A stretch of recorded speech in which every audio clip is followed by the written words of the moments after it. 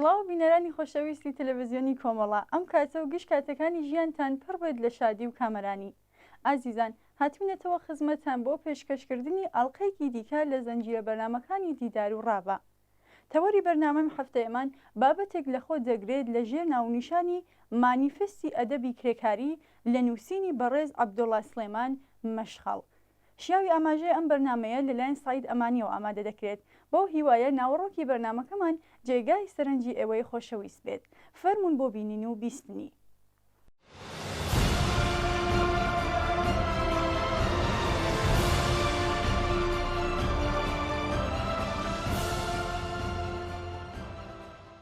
مانیفستی ئەدەبی کرێکاری. مەبەست لەم مانیفستە دانانی چوارچێوە و قەیدوبەند نییە بۆ ئەدەب و نووسەر، چونکە دەزانی نووسەر بۆ ئەوەی داهێنەر بێ و بتوانێت بە جوانترین شێوە گزارش لە جیهانی چینایەتی خۆی بکات دەبێ ئازاد بێت. ئازادبوون نە بەمانە بۆژوازیەکەی کە ئەندامی لایەنێکی سیاسی نەبێ و چینی بۆژوازی گڵ و پێسەوزی بۆ پێکردبێ و پێشوازی لێ بکات، بەڵکو بەمانە کرێکاریەکەی واتە لە دەرەوەی هەژمون و دەسەڵاتی ئایدۆلۆژی بۆژوازی قەراری گرتبێ. هەر کاتێ نووسەری کرێکاری ئەو مەوقعیەتە بەدەستێنا، ئیتر دەقەکانی هەرگیز ناکەونە تەڵێ خزمەتکردن بە بۆژوازیەوە. لە لایەکی تریشەوە دەبینین ژمارەیەکی زۆر نووسەر دەقی ئەدەبی دەنووسن و دەیانەوەی گزارش بکەن لە خەبات و تێکۆشانی چینایەتی کرێکاران لە دژی سەرمایەداران، بەڵام ڕەنگە بە پێ پێویست زانیاری پێویستیان نەبێ لەسەر ئەدەبی کرێکاری و ماهیەتی چینایەتی ئەم ئەدەبە و ئەو ڕۆڵە کۆمەڵایەتیەی ئەدەب دەیگیڕێ لە کێشمەکێشەکانی چینی کرێکار لەگەڵ بۆژوازی. ئەمە جگە لە پێویستی خۆسازکردن و خۆ ئامادەکردن بۆ بەرەنگاربوونەوەی ئەدەبی بۆژوازی. لێرەوە ئەم نووسینە یا ئەم مانیفێستە گرنگی خۆی دەسەپێنێ. یەکێک لە بنەما سەرەکیەکانی ئەدەبی کرێکاری گەڕانەوەیە بۆ ئینسان، دەستبردنە بۆ ئەو ئابزار و ماتریاڵانەی کە واقع دەیخاتە بەردەست بۆ دووبارە بنیانناونەوەی ژیان و خەونی ئەو مرۆڤانەی کە جگە لە گرتنەبەری ڕێگای خەبات چارێکی دیشک نابن. دووبارە بنیاننانەوەی ژیان و خەونی ئینسان لەوە هەم چی ناکرێ، بەڵکو هەر لەو ئینتماوە دێتەبوون کە تەواوی ئەدەبی بۆژوازی خۆی لێ بێبەری دەکات.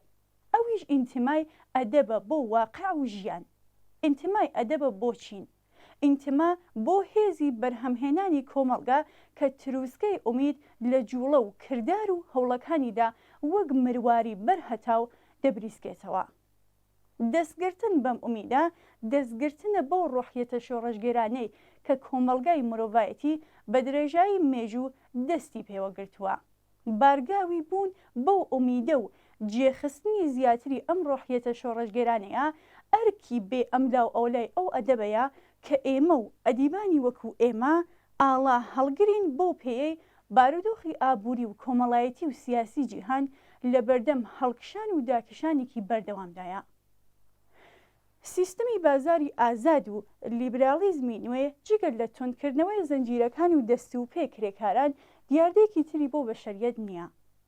کرێکاران و خەڵکی بەشمێنێت لەبارترین دۆخی سیاسی و ئابووری و کۆمەڵایەتی خۆیان دەگوزارێنن.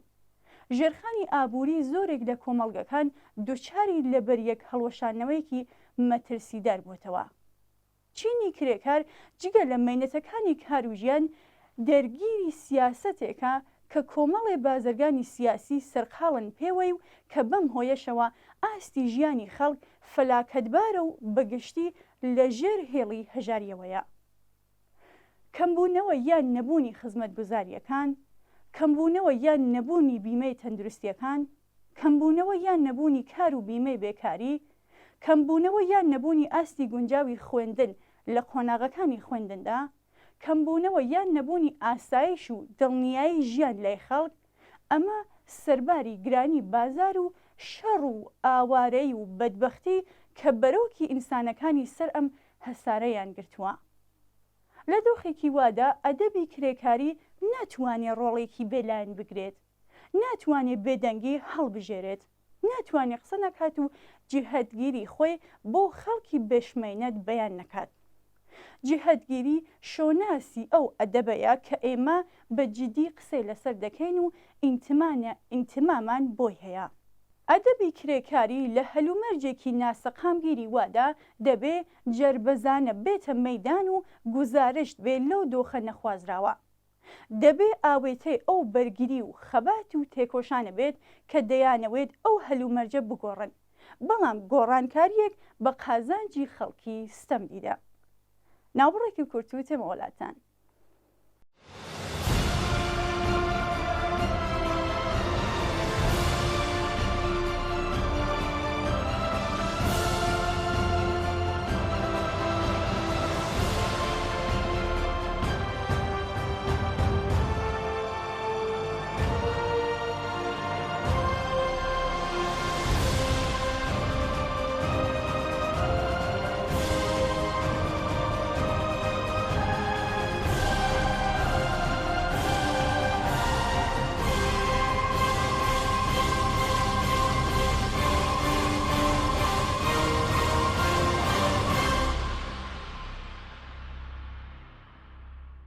ئەدەبی کرێکاری جگە لەوەی سەرسەختانە دژی پایەکانی کۆمەڵگەی بورژوازی دەوەستێتەوە و دەجەنگێ، لە هەمان کاتیشدا تێدەکۆشێ بە ڕەخنەی جددی لەو پایانە و دەرهاوێشتەکانی ڕووی ئەو دنیا بێچینایەتیە نیشانداد کە ئازادی و یەکسانی و دادپەروەری کۆمەڵایەتی هەوێنیەتی.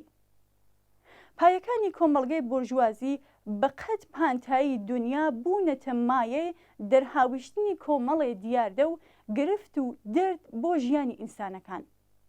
هەر لە شەڕ و ئاوارەیی، کوشتن و بڕین، زیندان و ئیعدام و هەژاری و برسیەتی و خەموکی و فەحشا و دۆخە دەرونیە نەخوازراوەکانی ئینسان تا دەگاتە بێکاری و نانبڕاوکردن و هیتر.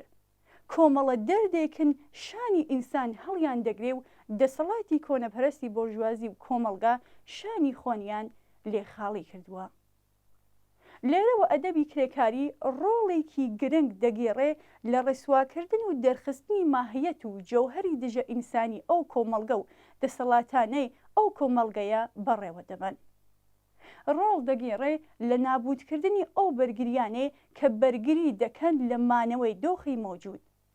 ڕۆڵ دەگێڕێ لە لێدان و پایەکانی ئایدۆلۆژی بۆژوازی. لە ئەدەبی بۆژوازی بە هەموو لەق و بەشەکانیەوە.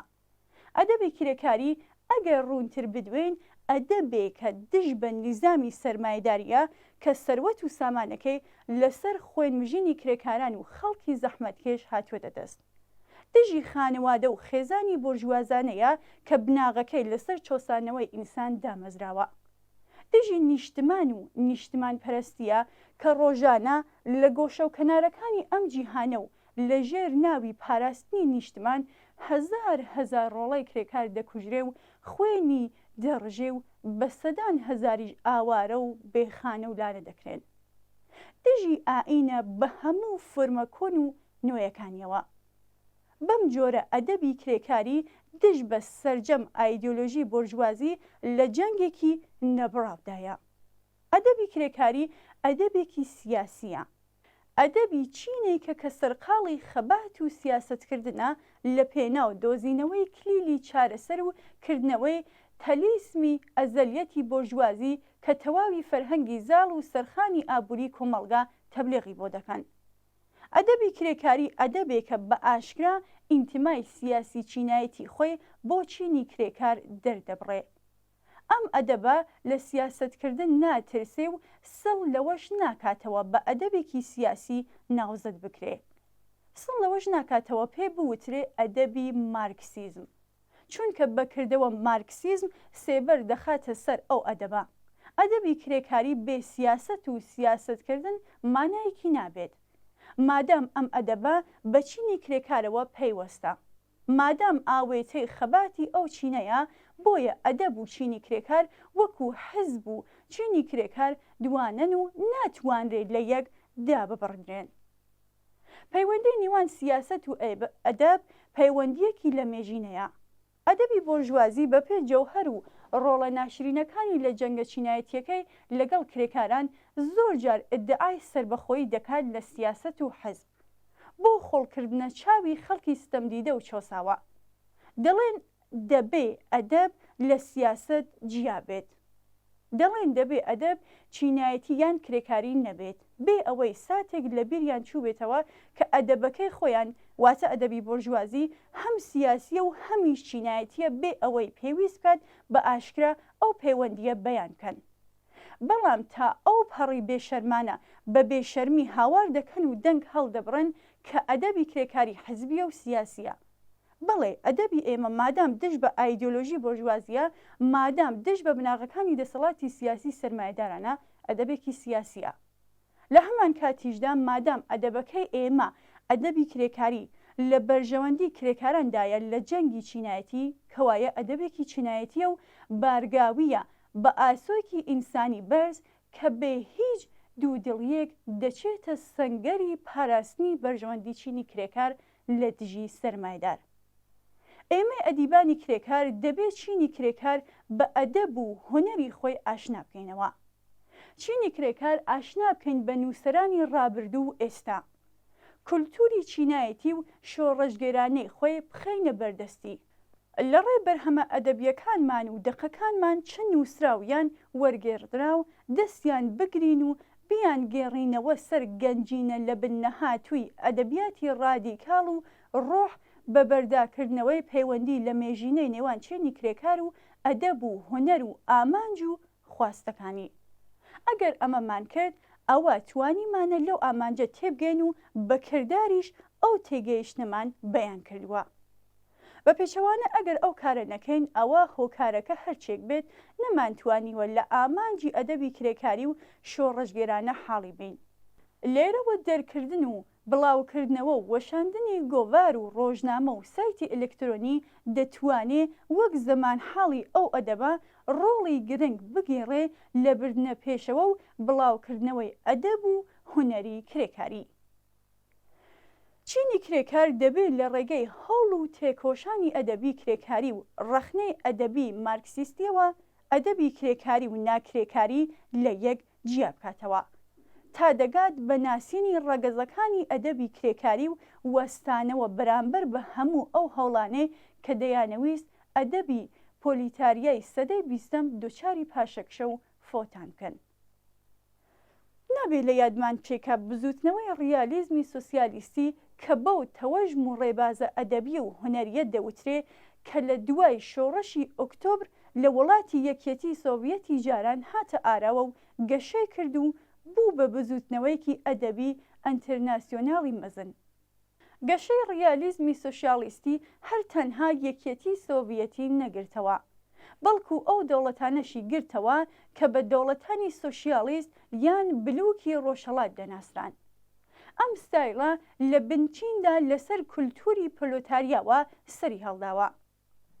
کولتوری پرۆلێتاریاش لە هونەر و ئەدەب پێداگیری ئەدەبە لەسەر خەباتی چینایەتی و بەرژەوەندی کرێکاران دژ بە بورژوازی و سەرمایەداران. ئامانجی ئەم ئەدەبە هەوڵدانە بۆ وێناکردنی ژیان و خەباتی ئەو چینە لە پێنا و ڕزگاری یەکجارەتی لە کتوبەندی کوێلەتی بۆرژوازی. ڕێبازی سۆشیالیستی لە ئەدەب لە دەیەی بیستەکانی سەدەی ڕابردوو لە وڵاتانی ئەڵمانیا و فەرەنسا و چێک و پۆڵەندا دامەزراوە. ئەو نووسەرانەش کە ڕۆڵیان هەبوو لە بەرەو پێشبردننی ئەم ڕێبازە ئەدەبیە لە وڵاتانی ڕۆژاوە بریتی بوون لە لوئیس ئاراگۆن، جۆهانس بیچەر و پابلۆ نێرواندا. حزبی کۆمۆنیستی سۆڤیەت ساڵی 1932 بڕیاری لەسەر ڕیالیزمی واقعی لە ئەدەب و هونەردا و لە ساڵی 1934 ئەم شێوازە ئەدەبیە لە یەکەمین کۆنگرەی نووسەرانی سۆڤیەت کاتێ نوێنەری جۆزێف ستالین ئەندریا زەدانۆڤ وتارێکی پێشکەش کرد بە توندی جەختی لەوە کردەوە کە ڕیالیزمی سۆشیالیستی بە فەرمی بوو بە ڕێنمای نیشتمانی کولتوری یەکێتی سۆڤیەت. بەدەستەوەگرتنی ئەم ڕێبازە ئەدەبیە بەکردەوە بووە هۆی پشتکردن لە ڕێبازە باوەکانی جیهان لە چەشنی ئیرۆتیک، ئاین، تەجدیدگەرایی، سۆریالیزم و گوزارشتخوازی.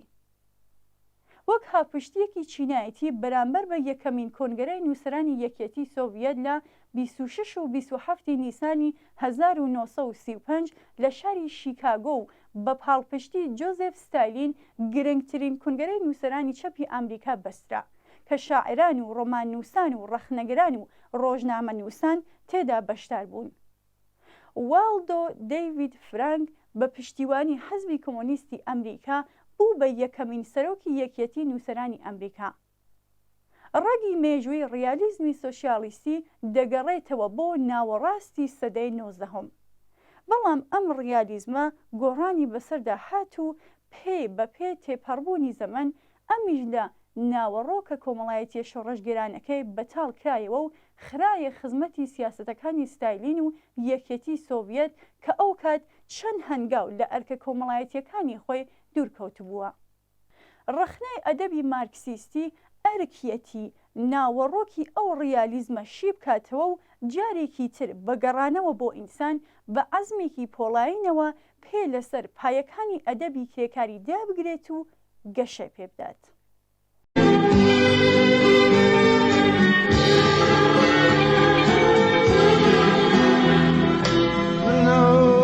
کەسام هەموو ڕۆژێ هەژین هاژین منە و کەسام هەموو ڕۆژێ هەژین هاژین ژیانی ئەمڕۆ مەفرۆشم بۆ کڕینی نانی سبەی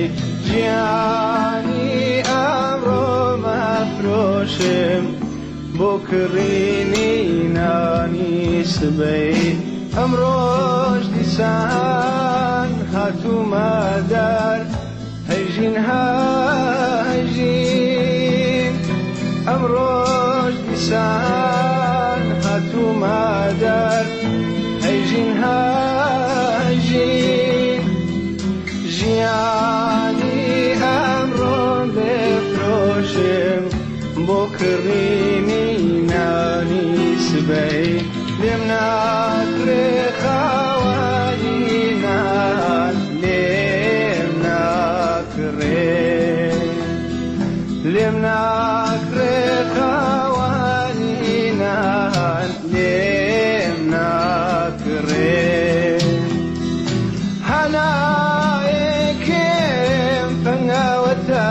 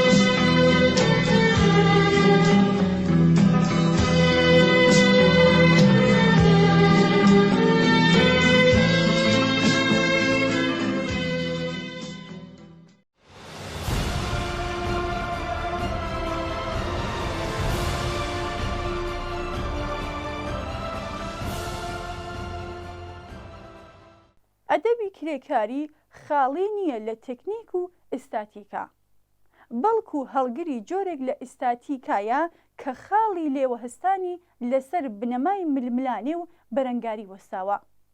ئستاتیکای ئەدەبی کرێکاری لەو جیهەتگیریەوە ئاودەخواتەوە کە ئەدەب ئاوێتەی واقعی ژیان و خەباتی ئینسانەکان دەبێت لە پێناو ئازادیدا. جوانیە کە ئەدەبی کرێکاری لێ بەهرەمەندە و ئەدەبیاتی بۆرژوازی نیەتی، بریتیە لە ئومید، ئومید بە ئینسان، بە ژیان، ئومید بە خەبات لە پێناو ژیانێکی ئینسانی باشتر. ئەم ئومێدە وزە بەخش و ئیلهام بەخشی ئینسانە لە خەبات. لە دەستانی ئومێد لە دەقە ئەدەبیەکان جا چ ڕۆمان یان شەعر یان کورتە چیرۆک یان شانۆنامە و هیتر بێ لە دەستانی ئاڵقەیەک لە ئاڵلقەکانی زەنجیرەی پرۆسەی نووسینی شۆڕژگەرانە بوو بە سەمەرگەیاندنی ئەرکە مێژوویەکان. لە دووتوی لاپەڕەکانی مێژوودا گەلێ دەق هەن کە لە خەبات و تێکۆشانی چینایەتیدا بوونە بە ڕۆحی سەردەم و وێردی سەرزاری ملیۆنان ئینسان لەوانە سرودی ئەنتەرناسیۆناڵی ئۆژید پوتیا، یانیش کاریگەریان لەسەر زێنی ئینسانەکان بە ئاسانی کاڵ نابنەوە، لەوانە ڕۆمانی دایکی مەکسیم گۆرگی و ڕۆمانی ژێرمیناڵی ئەمیل زواڵ و هیتر. کۆمیدیایە و لە هەمان کاتیشدا تراژیدیا خوێنەرانێک پشبەست و بە تێز و ڕخنەی ڕەخنەغێنانی بۆرژوازی پێیان واد بێ ئەدەبی ڕادیکاڵ و ئینسانی بەتاڵە لە فکر. بڕواهێنەرانی ئەم تێزە هێندە کوردبین و هێندە خۆیان بە خاوەن فکر دەزانن ناتوانن ببینن کە ئەدەبی ئینسانی و کرێکاری لێوڕێژە لە فکری ئینسانی و کاڵایەکە بە باڵای هەڵوێستی ئازادی خوازانەی مرۆڤ لە پێناو پچڕاندنی کۆتەکانی کوێلەتی ئینسان. ئەم خوێنەرانە تووتی ئاسا هەر ئەو ئاەتانە دەزانن و دەڵێنەوە کە ئەدەبی ئیندیجیڤاڵ لیبراڵی جیهانی لە سەرتاسەری جیهاندا دەرخواردی خوێنەرانی دەدەن.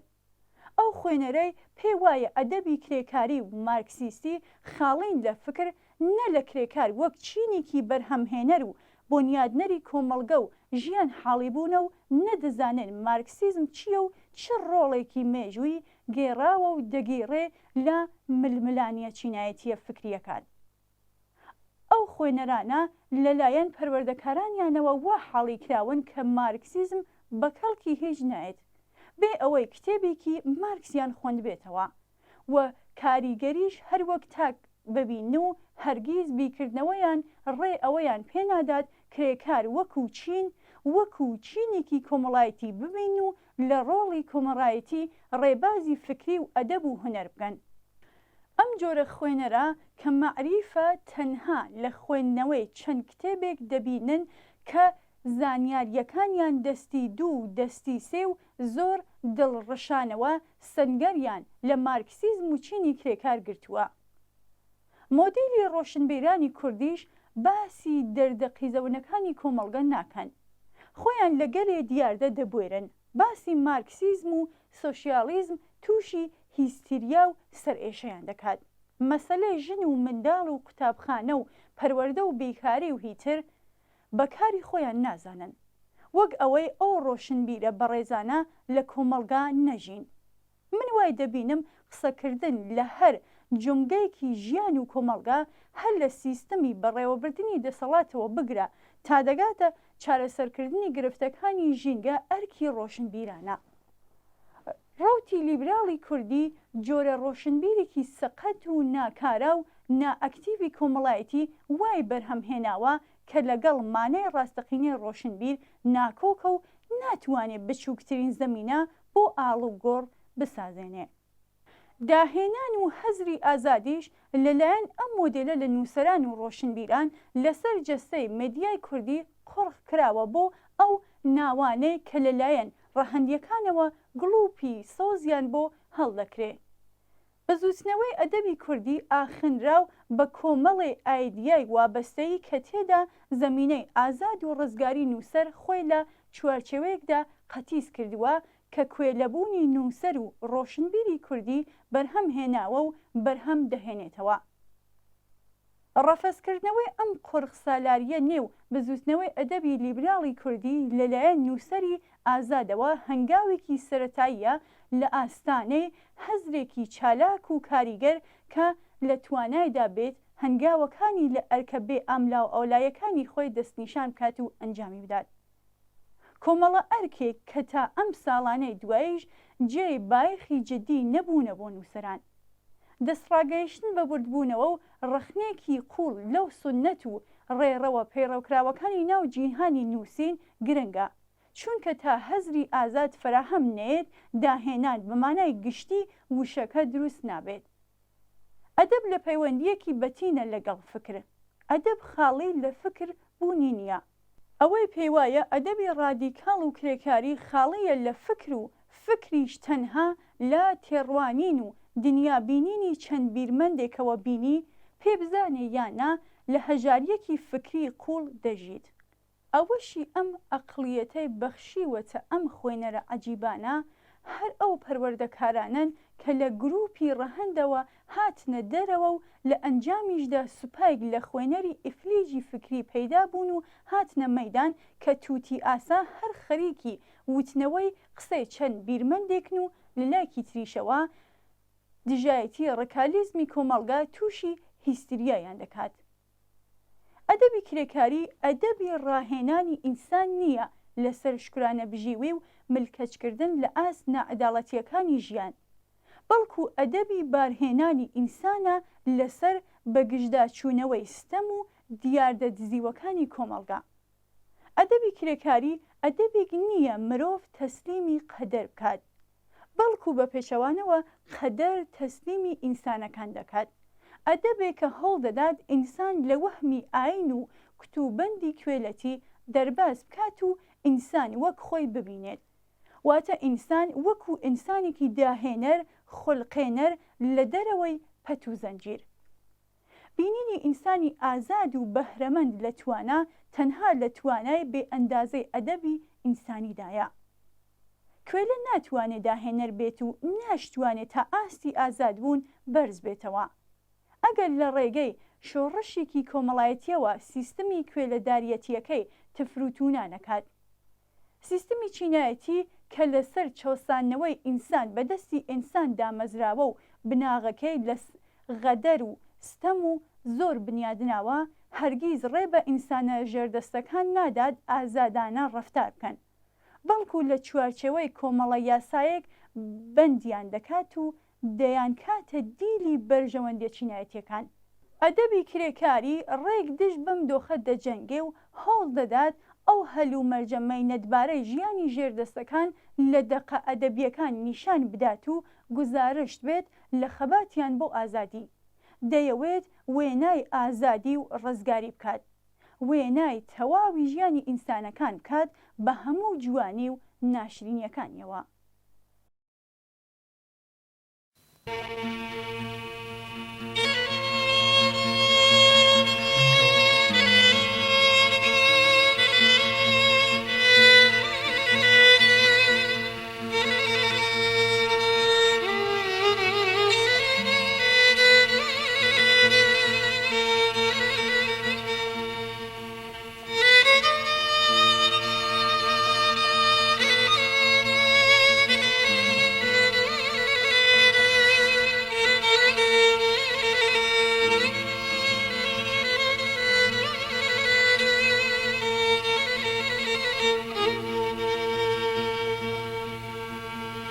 ئەگەرم جار بێمەوە بەسێ ئەم جار بێمەوە ئەیدایە گیان لێ یادمە کە مناڵ بووم عەشقی تام و تەفت و تاڵ بووم گەڵم دەخواوە خوڕم دەجوم تۆرزن لێ کردنێ دەدام هەمووت پێت و فڕێ دەدام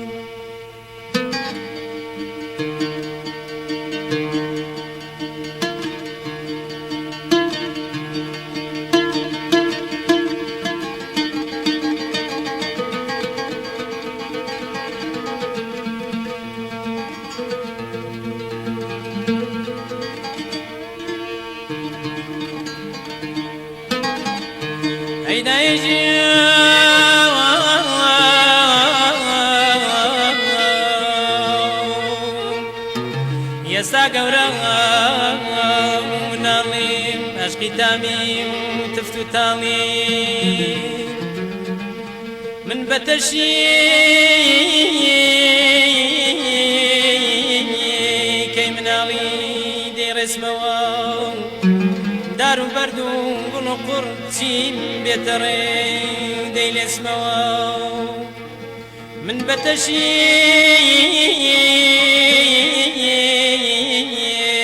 کەی مناڵی دەیڕێسمەوە دار و بەرد و گوڵ و قوڕ چیم بێتەڕێ دەیلێسمەوە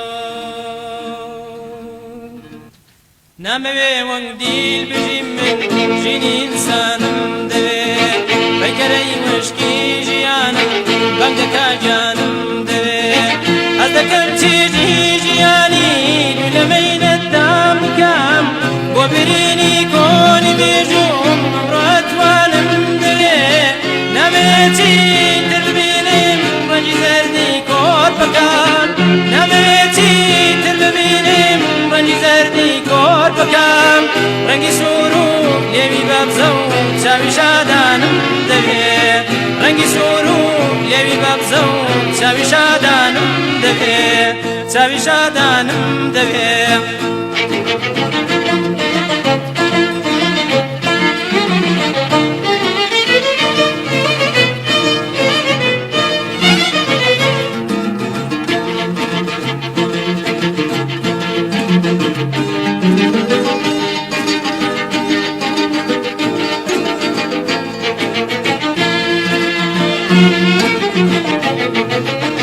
گەشتی باغ و سار شەقامی تەختی شارانم هەبێ وا دەڵێم عاشق بەجێ و ژینی شاخانم دەوێ وا دەڵێم شەو خۆشە باران لێ بدەوڕێ دەرنەکای گۆشت و یەسقانی لەشی من شەوە دادانی دەوێ دەنگی موسیقایەکی من لایە لایم بۆ بکە دەنگی موسیقایەکی من لایە لایم بۆ بکە بۆچی دەنگی تۆپی گەورە و گول لە بارانم دەوێ بۆچی دەنگی تۆپی گەورە و گول لە بارانم دەوێ گول لە بارانم دەوێ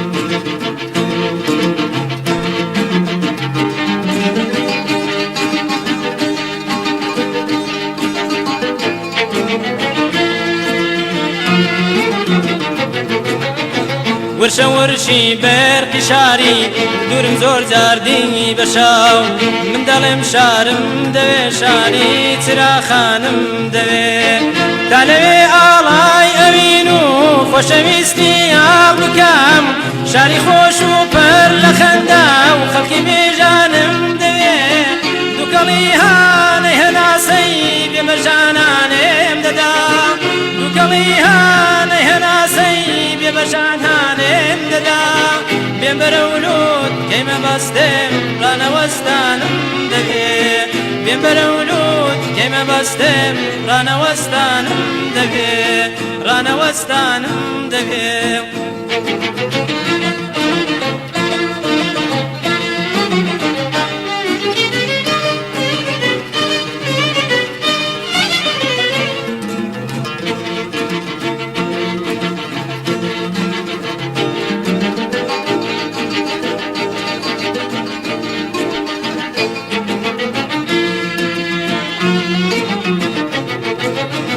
شەو نەخوونی و با و باران شریخەی گول لەو بێرسێتی با لە ژەنمی وا بنەمڕۆ هەر هەموویانم دەوێ دەرک و داڵی دەوری بێستان تێپەڕینی من دەبێ دەرک و داڵی دەوری بێستان تێپەڕینی من دەبێ نەک لە خۆشی دەرک و داڵا مەیلی بێستانم دەوێ نەک لە خۆشی دەرک و داڵا مەیلی بێستانم دەوێ نەک لە خۆشی دەرک و داڵا مەیلی بێستانم دەوێ مەیلی بێستانم دەوێ مەیلی بێستانم دەوێ مەیلی بێستانم دەوێ مەیلی بێستانم دەوێ مەیلی بێستانم دەوێ مەیلی بێستانم دەوێ مەیلی بێستانم دەوێ